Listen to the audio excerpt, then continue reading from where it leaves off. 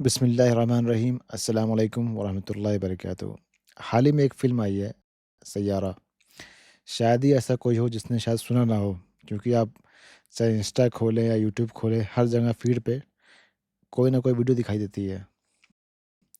सैयारा जो नाम है उर्दू लफ्ज़ का है, जो अरबिक के वर्ड सारा से लिया गया है। सारा मतलब चलने को या घूमने को बोलते हैं, और सैयारा मतलब कोई घूमती हुई चीज़ या प्लैनेट, ठीक है? और शायरी में इसको लोग अक्सर यूज़ करते हैं, कोई तन्हा घूमने वाला शख्स, तन्हाई के लिए जैसे, ठीक है। अच्छा, अजीब बात ये है कि कल तक जो लोग उर्दू को बाकट करते थे, आज वही चिल्ला रहे हैं सैयारा सैयारा। मतलब उर्दू ऐसी ज़बान है कि आप इसको कहीं न कहीं यूज़ करते ही करेंगे। ये ऐसी ज़ुबान, आप इसको बॉयकॉट नहीं कर सकते, ठीक है। और इसको पहले भी हर किसी ने यूज़ किया है, चाहे कोई भी रिलीजन का हो।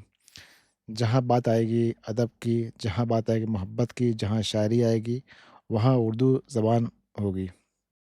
ये फ़िल्म जो है ना, एक जज़्बाती लहर ले आई है, ख़ासकर यूथ में, जहाँ दिल के साथ-साथ मतलब ख़्यालों का समुंदर जो है, आदमी का पूरा बह रहा है।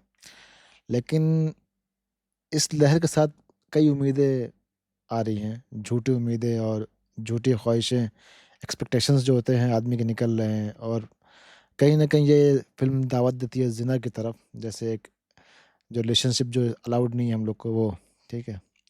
तो कहानी क्या है इस मूवी की, जो मैंने पढ़ी है उसमें न्यूज़ में, कहानी है एक सिंगर है और एक जर्नलिस्ट है, जो पोएट होती है, उन 2 की लव स्टोरी है। और लड़की को एक बीमारी होती है अल्ज़ीमर, जिसमें इंसान धीरे-धीरे भूलना शुरू कर देता है चीज़ों को, और फिर भी वो लड़का जो होता है उसका साथ छोड़ता नहीं है। इसी के अराउंड जो पूरी मूवी है, ठीक है? फिर क्या होता है? अच्छा, इस मूवी के बाद तो ठीक है, ख़त्म हो गया। अब लड़की जो जो मूवीज़ देखने गई हैं, वो अपने पार्टनर में वो लड़का ढूँढती हैं। उनकी एक्सपेक्टेशंस ये हो गई हैं, और लड़का जो है वो ऐसी लड़की ढूँढता है, ठीक है? मतलब ऐसी फ़िल्म जिसका असलियत से कोई दूर-दूर तक कोई रिलेशन नहीं है। हमारे आँसू भी अब इतने सस्ते हो गए हैं कि पूछो मत। एक इमेजिनरी कहानी किसी ने सुना दी, बता दी, हम लगे रोने, वो भी ऐसे रोने कि लोग देखें कि क्या रुलाई है। शादी से पहले कोई रोए होंगे ऐसे लोग। आज को जब कोई सुनाता है कहानी, जैसे कोई हकीकत कहानी सामने आती है, तो हम बस एक लाइक कमेंट कर देते हैं, चिल्लाते नहीं हैं, ना रो पाते हैं, ना ही हमारा शायद दिल कनेक्ट हो पाता है उस स्टोरी से, जब बात आती है एक रियल स्टोरी की, ठीक है?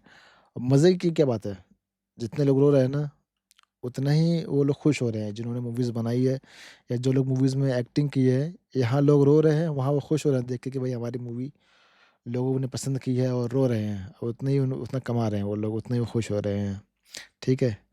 चलो, शायद आप इस फ़िल्म से कनेक्ट हुए हो, तभी आप रो रहे हो, आप अपने आप को उसमें देख रहे हो, ठीक है? आप जो उसमें किरदार हैं, जो उसमें एक्टर्स हैं, आप अपनी जगह उनकी जगह अपने आप को रख रहे हो, तो ठीक है, आप उनको एक दर्द महसूस हो रहा है, एक इमेजिनरी दर्द जो एक ख़्याली पुला हुआ है। लेकिन क्या कभी आप कनेक्ट हुए हो? आप सुबह से लेकर शाम तक न जाने कितनी बुराई करते हो, कितनी ग़ीबत करते हो, हम सब मतलब क्या-क्या नहीं करते हैं। कितने लोग का हम लोग डिसरिस्पेक्ट कर देते हैं, लेकिन फिर भी हम अल्लाह के सामने शायद ही रोए हों। आपको याद है कि हम लोग आखिरी बार कब रोए नमाज़ में? मतलब थोड़ा ऐसा कि दिल हल्का हो जाए, शायद ही याद होगा आप लोग को ये, ठीक है? कभी आपने ये सोचा है कि आपके जो माँ-बाप का स्ट्रगल है, कितनी तकलीफ़ उठाई उन्होंने, ठीक है? आपकी एक ज़िद कि भाई मैं कोई उनका काम मना कर दिया आपने, उनकी आँखों में, उनके दिल में तकलीफ़ कितनी होगी? कभी आप उस चीज़ को सोच के रोए हो? नहीं रोए होंगे आप, ठीक है? और कभी-कभी क्या आपने कभी कनेक्ट किया है? आपके घर में ऐसे बहुत सारे लोग हैं जो फाइनेंशियली या पर्सनल फैमिलीज़ वैल्यूज़ की वजह से परेशान हैं, रोते हैं। कभी आपने उनसे कनेक्ट करने की कोशिश की है? कभी उनके लिए रोए हैं, कभी उनके लिए दुआ किया है? या कभी आपने सोचा है कि भाई जब एक प्लेन क्रैश हुआ था, जब उत्तराखंड में एक बार बाढ़ आई थी, मक्का में प्लेन गिर गया था, क्रेन गिर गया था, गाज़ा में कितने लोग भूखे मर रहे हैं। ऐसी बहुत जगह चीज़ें हो रही हैं। कभी हमने खुद को रखा उस सिचुएशन पे? कभी उनका दर्द महसूस किया है? कभी नहीं महसूस किया है। कभी हम लोग सिर्फ़ एक शेयर करते हैं वीडियो और रील, बस उतना ही है। कभी अगर आप एक्सेप्ट करो इस चीज़ को, कभी हम इतना रो-रो के उनके लिए दुआ नहीं किए हैं, ठीक है? कभी नहीं किए हैं, क्योंकि हमारी सबसे बड़ी जो बेचैनी है और घबराहट जो सब आता है ना, दिल का सुकून नहीं है, उसका मेन रीज़न यही है। हम एक इमेजिनरी ज़िंदगी जी रहे हैं और जब रियल लाइफ़ में हम वो कहानियाँ नहीं मिलती हैं, वो स्टोरीज़ नहीं मिलती हैं, तो हम लोग और डिप्रेशन में चले जाते हैं। अच्छा, कुरान हमें क्या याद दिलाता है? कुरान हमें याद याद दिलाता है कि भाई अल्लाह ताला ऐसे लोग को पसंद करते हैं जो लोग अल्लाह के लिए रोएँ, है ना? और बार-बार अल्लाह ताला के पास आए रो-रो के अपने गुनाह की यानी कि माफ़ी के लिए। लेकिन हम लोग शायद ही रोए हों।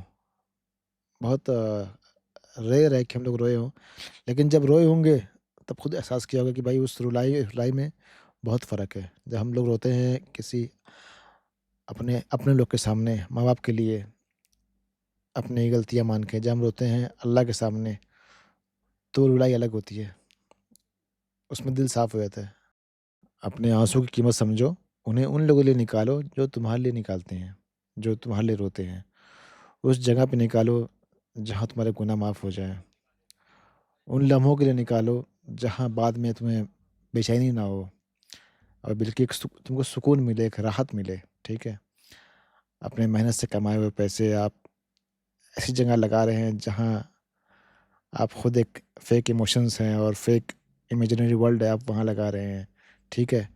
फ़िल्म के एंड स्क्रीन पे एक आ जाता है, लेकिन आपकी भी ज़िंदगी का भी एक एंड स्क्रीन आएगा। आप तैयार हो उसके लिए? ये सोचना है हमको।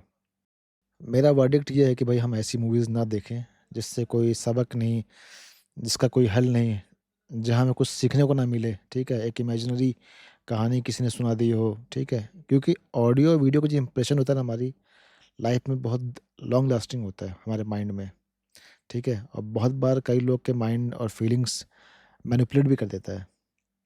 इसलिए वो चीज़ें अवॉइड करें जो ख़ासकर बिना वजह की है, बिना मतलब की है और जो हमारे इस्लाम के खिलाफ है।